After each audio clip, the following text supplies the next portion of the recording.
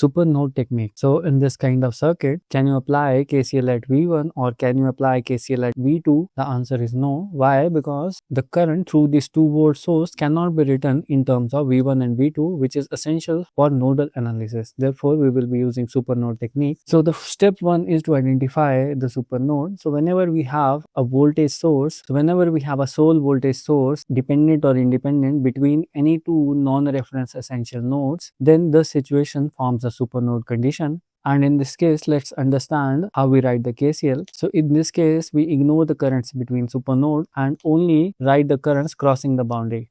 Let's understand what that means. So at this node, the incoming current is 2 ampere and the outgoing currents are IN1 plus IN2 plus I1. From here, 2 minus I1 is simply equal to IN1 plus IN2. Similarly, at this node, the incoming currents are IN1 plus IN2 and the outgoing currents are I2 plus the 7 ampere current. So in supernode technique, we will ignore these currents and the final equation will become 2 minus I1 is equal to I2 plus 7. When I solve this equation, we get the simplified equation as 2V1 plus V2 is equal to minus 20. Now to obtain the second voltage equation, we will consider the supernode. So in this case, when we apply KVL, then minus to plus, that is plus V1, minus to plus, that is plus 2, and plus to minus V2 becomes equal to 0. And rearranging it, we get the second equation as V2 minus V1 is equal to 2. When we solve these both equations, we get the final values of V1 and V2, and we can also verify these values by putting in the constraint V2 minus V1 is equal to 2 volt.